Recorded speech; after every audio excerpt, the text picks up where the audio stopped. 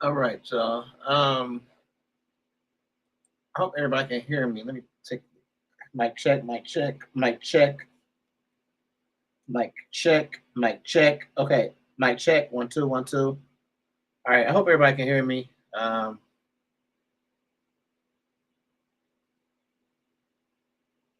wow. I don't know what. Huh, okay, I guess somebody passed away. All right. So yeah, if you're just tapping in, it looks like there's an issue with the stock market that I'm learning. So I'm trying to I'm trying to understand what is going on and get an understanding. Let me change this title here. Okay, let's see here. All right, so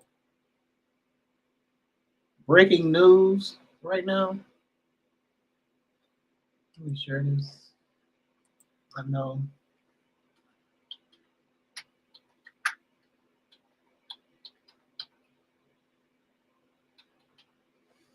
So for people who are unfamiliar with the stock market and how it affects people's everyday life, and money, their investment. First, I hear people are losing a lot of money in the stock market right now. I don't know what that's all about, but people right now are losing a lot of money in the stock market, especially with Bitcoin. Like they say Bitcoin is tanking and stuff like that, or not just Bitcoin, but these current big currencies are tanking. Some of them, and Bitcoin being one of them. So the question is the stock market crashing? I have a video that I want to show everybody, and I want you to kind of just take a look and before you judge, take a look at this, y'all. Something's happening in the stock market that's scary. So I just want to share with you guys what what I found. So let's take a look.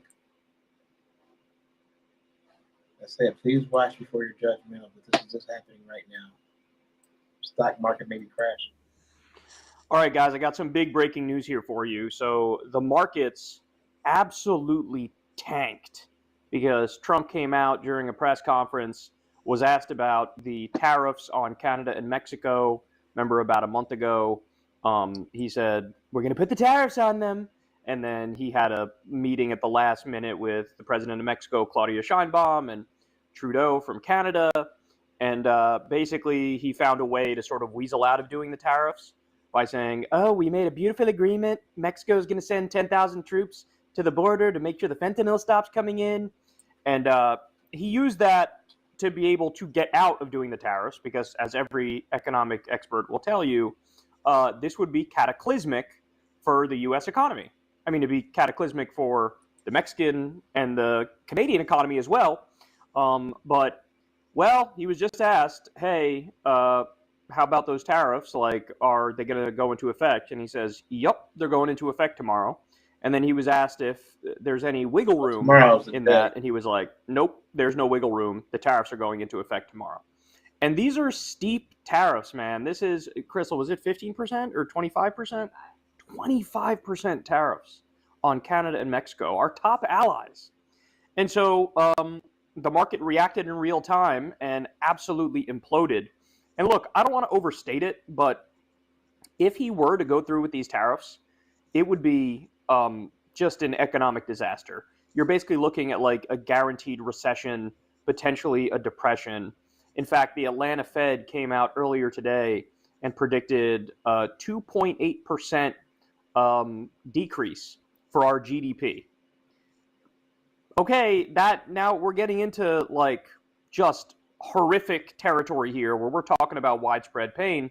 And if you put together what Trump's going to do with the tariffs, mixed with all of Elon Musk's austerity, again, we're looking at a catastrophe here, the likes of which we haven't seen since probably 2008, but in all seriousness, it might surpass 2008. So I wanted to share this with you because this is very prescient. This is a tweet from a guy named Jake. He says, if I wanted to crash the economy, I think I'd put on indiscriminate tariffs, push cheap labor out of our country, that's all the mass deportations, slash public jobs, that's what Elon's doing, cut public spending, that's what the Republicans in the House and Senate are doing, promote an alternative to the dollar, that's all the crypto bullshit, and incentivize every global ally to partner with China. And that is effectively what Trump is doing with how unstable he is on the global stage, pushing everybody into the arms of China and BRICS, making, the dollar become less and less relevant and less likely to be the global currency of the future. I mean, geez, man, this is really, really not looking good.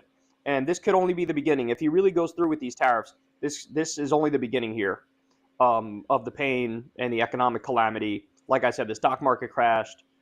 Countless people will lose their jobs. It'll be a massive contraction if he really goes through with these tariffs. By the way, this is an article that just came out, Daily Beast. Trump tariffs set to send car prices soaring up to $12,000 higher.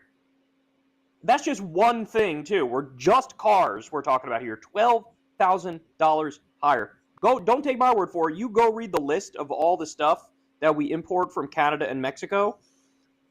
Bro. So Trump also came out and said, to the great farmers of the United States, get ready to start making a lot of agricultural product to be sold inside of the United States. Tariffs will go on external product on April 2nd. And then he finishes the tweet with, have fun. Man, that is a cutesy-ass way of basically telling farmers, you are Fucksville. Like, you're screwed. My policies are actively going to destroy you. And so look, now this gets to a broader conversation of like, why on earth would you do something that you know is going to be so disastrous for the economy? And I mean, there's some ugly answers to it, right? I mean, one thing is if you really have a giant recession or economic depression, that does allow Trump and his fellow robber barons, a group of 20 or 30 or maybe up to 100 people, to swoop in and buy everything up cheap, right? To really get us back truly to a Gilded Age type system where there's just a handful of people own everything and everybody else is effectively a peasant. And so I mean, I really don't know how to impress upon you guys just how colossally disastrous this can be here. And I'll wrap on this. Remember when Elon Musk said that there's going to be some necessary, quote, necessary economic hardship, necessary economic pain if Trump is elected? And he said, hey, embrace the pain. Remember, their favorite world leader is Javier Milei, who's an anti-government fundamentalist and anarcho-capitalist. And what Javier Milei delivered to Argentina is a 53% poverty rate. And I'm not kidding when I say we are on track to move closer to that number in this country. If he actually follows through with these tariffs, if they keep doing austerity and cutting government spending and cutting government jobs, if they actually follow through with basically destroying Medicaid and cutting Social Security, I really don't have the words to put into context for you what this country looks like if all of that goes through.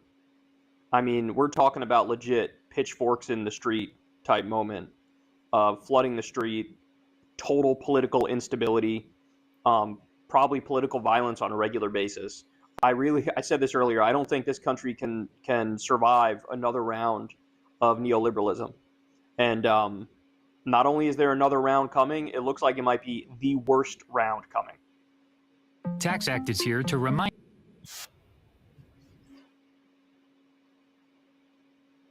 Okay, I'm trying to read what he was saying. He said the dollar has been gone.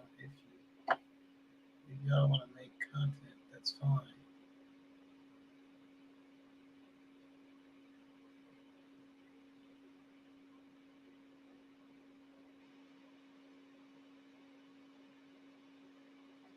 Okay, I understand what you're saying. She said the dollar, or the dollar has been gone.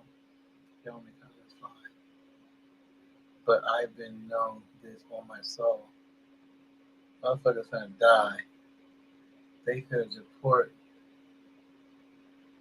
and yo status or heart gonna keep your ass alive. They can deport in your status. Hey, you think they can deport everybody? Hey, that's really how people feel about this. Like, oh, this is how people feel. That's what happened in the country. He said we finna purge this bitch. They ain't like people. Yeah, people upset, man. Somebody got to be Rick Ross again. That's all. What the hell are y'all talking about? I know it's late, y'all, but y'all, come on, somebody's that. Thank y'all for making a comment. Let's see. I'm gonna put y'all comments up here too, cause I don't. Okay, so this is what he said, so y'all can read it. Add me real quick. Let me see if I can do this on here. Let me see. Okay, let's see. I'm gonna send you a link. Okay, send you a link. Oh, okay. I'm gonna send you a link. Let's see.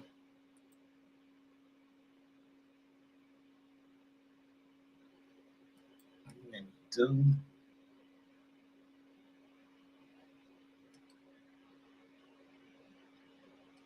Let's send you a link. Hold on, give me 1 second. Anybody want to come in and talk? I'm gonna send y'all a link because I want y'all to talk. I'm gonna send you a link right now. Now tap on that link and you can come in. There you go. I sent you a link, so now you can come in. Anybody else want to come in and talk? Come in to talk. I'll send you a link. He said bet, so he can come in. Who else want to come in? You want to come in? Let me know if y'all want to come in. Oh, let me see. I'm gonna put somebody else's comment up here. Okay, so let's see what you said. He said,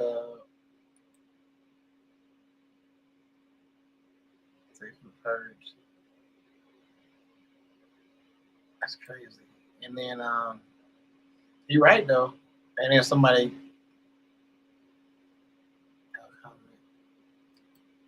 is you coming in though? I can't really I can't. I just type it too fast.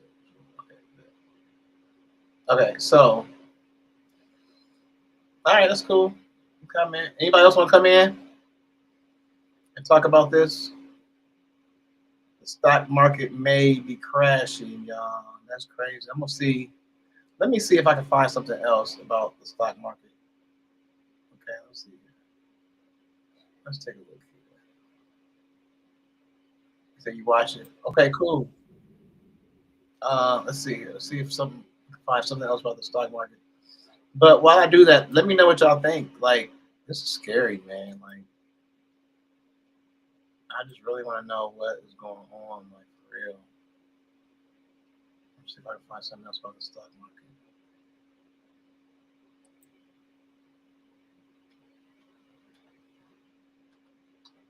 Because I was seeing things that was happening.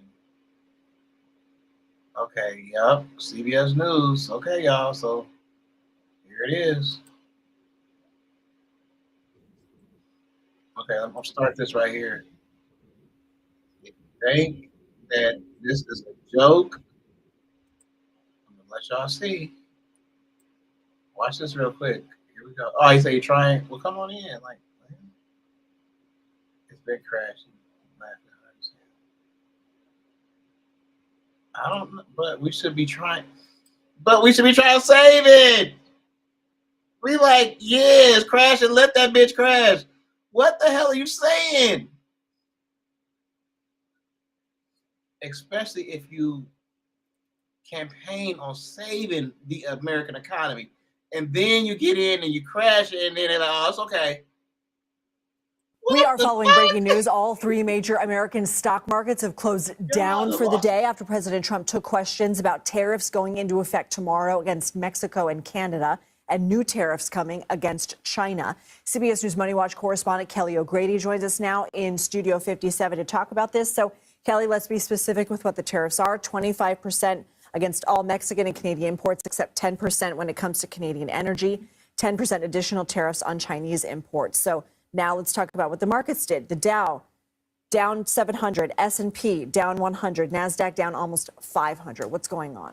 So if you pull up a chart of the Dow, okay, right around when President Trump started taking questions about tariffs this afternoon, you're going to see this. It went off a cliff. And in fact, we were actually down over 900 points when it comes to the Dow at one point today. So those numbers that you just mentioned, they're definitely extreme, but they aren't as bad as we were. Now, why?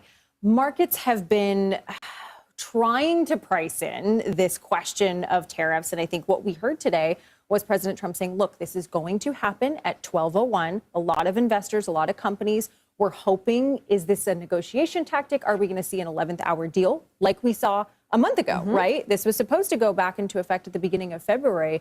But if you look particularly at the auto sector, Ford, GM, like Stellantis, they were all down significantly, over 2 to 3%, because these are the companies that have big plants in Mexico and Canada, and they're going to feel this as well as some of the retailers the most. Okay, so there was a bit of a rebound, though, you said. This isn't sort of a day where to panic and say massive sell-off. That's not the headline necessarily. Yeah, I would say it's somewhere in between, right? This was a big drop. And by the way, we are not far off of where we actually were before in terms of these indexes when the president won the election. So we've actually kind of lost a lot of those gains. So over the past couple of months, we've seen the market start to normalize. Today, we saw a big sell-off, but there's a lot of volatility. This isn't something where this has happened 5 days in a row, Lindsay. And that's where the analysts that I'm talking to are. So,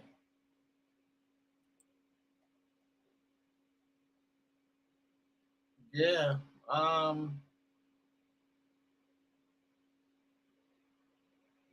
Now I want you to take a look at this. This was Canada. My name is Ashley Puyol. I am the founder of a small company named Unwrap. I'm joined now by Doug Ford. He is the Premier of Ontario, Canada.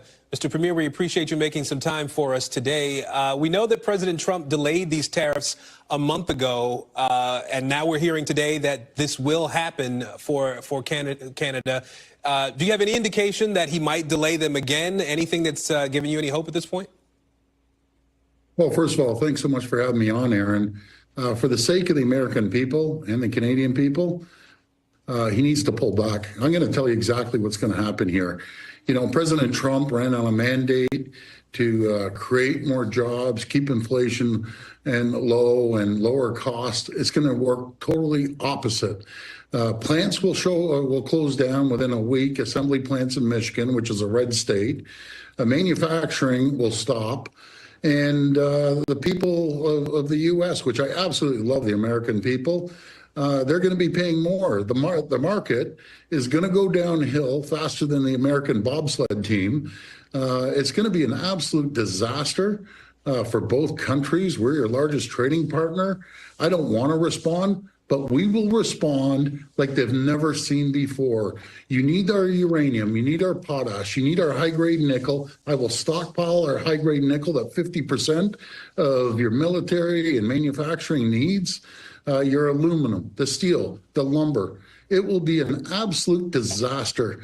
And this is all due to one person, that's President Trump. I have talked to endless guys. So I want you guys to understand this. Okay? He basically saying that their plan is if Trump does 25%, which is a lot, they're going to come back and do 50%.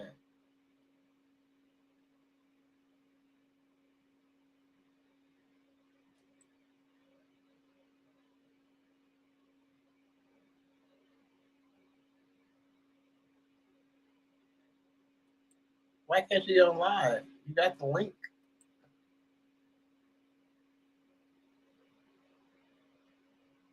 I don't know where this went with y'all.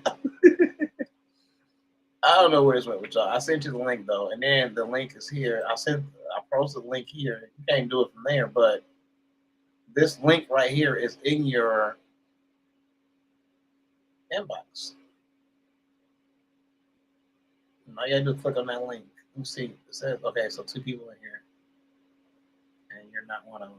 So I don't know. I sent you a link. You should be able to come in, or just send me something saying you want to come in or something.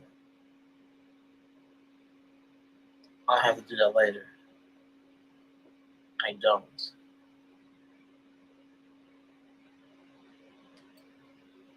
So I don't know what y'all talking about. Okay. So I'm gonna watch a little bit more, and then I'm gonna check on his link, and then we'll get out of here. Take this a listen. Governors, Republican governors and Democrats, senators and Congress people. I love the U.S. I lived there for 20 years. They're all saying this is the craziest thing that someone could ever do. Well, sir, it's going to create massive problems. Well, let me ask you, you said a couple of things here I want to ask you about. First of all, you said that you will respond. Help me understand what you expect the Canadian Prime Minister might do and what you yourself might do as the leader of a province there in Canada. Well, we'll respond strongly, and we don't want to. On the critical minerals, I will stop shipments going into the U.S. for nickel. It will shut down manufacturing because 50% of the nickel you use is coming out of Ontario. I've ordered our bureaucrats to cut off tens of billions of dollars of contracts that we have with the U.S. We are the largest purchaser of alcohol in the world. We buy over 3,600 products from 35 states. I talked to the governor of Kentucky and Mitch McConnell. Don't touch our bourbon. I'm going after absolutely everything. And I don't want to. We keep the lights on to 1.5 million homes in manufacturing in New York, in Michigan, and in Minnesota.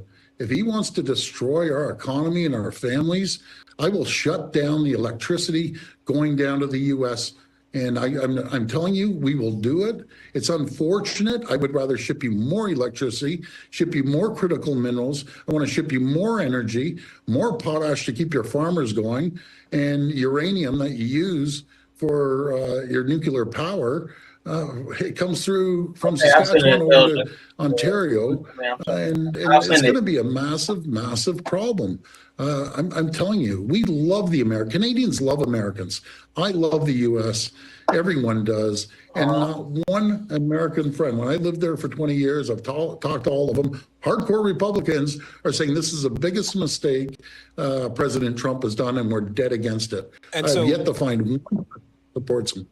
And so if I'm hearing you correctly, you are ready, sir, to go to war, to go to a trade war with the United States, with the Trump administration.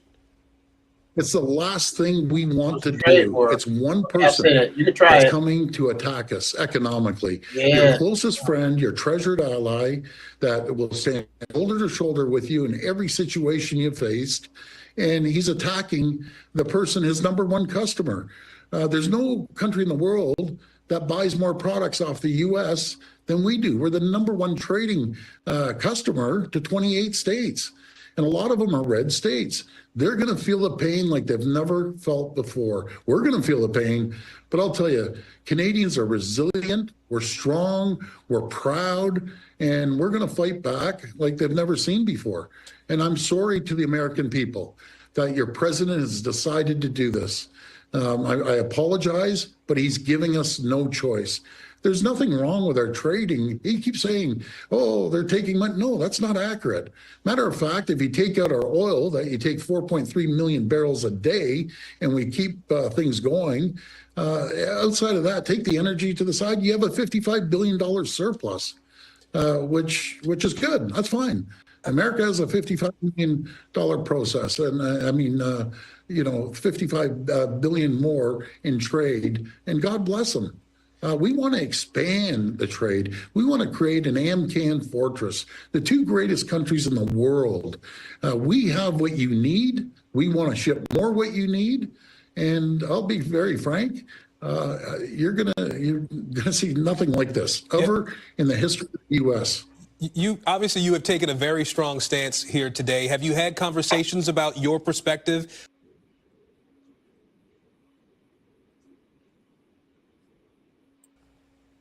numerous times. I've talked to the Prime Minister up to a couple days ago. I'm the chair of the Federation, meaning the chair of all the premiers. I've talked to him on a daily basis. We all feel the same way. We do not want to do this. We love the American people. We love the U.S. But when one person attacks our country unprovoked, then we're going to respond, and we're going to respond like the U.S. has never seen before. We do $1.3 trillion of two-way trade, and we're like a big family between U.S. and Canada. So we're almost out of time here, but we know that President Trump posted on social media that drugs are pouring into the U.S. from both Canada and Mexico, despite no evidence really to back that up. If this is his pretense for imposing tariffs, what should Canada do in response? How do you start to right the ship here in this relationship? Well, first of all, Secretary Lutnick came out and said, yes, we're moving forward. I agree. Let's tighten up the borders on both sides. We put 10,000 personnel along our borders, and it works both ways. We're working with the DEA. We're working with U.S. Border Patrol, with our Canadian Border Patrol. We're ramping it up because we're seeing, so far in the last couple of weeks, we've busted 624 kilos of cocaine coming from the southern border, endless amounts of guns, illegals are coming across. I agree with President Trump. Let's both tighten up the borders, and we're doing it. You know, your borders are Holman. He seems to be satisfied because we're showing results. We're listening and we're agreeing with the administration. We need to tighten up both sides of the border, and that's exactly what we're doing. Okay, we will leave it there for now. Ontario Premier Doug Ford, sir, we appreciate it. All right, so a lot of you guys got some things to say, and that's cool. I want to hear what you guys got to say because we need to talk about it, and we need to discuss these things. So let me know what you think, and we're going to leave it at that. My name is Johnny. This is Live with Johnny.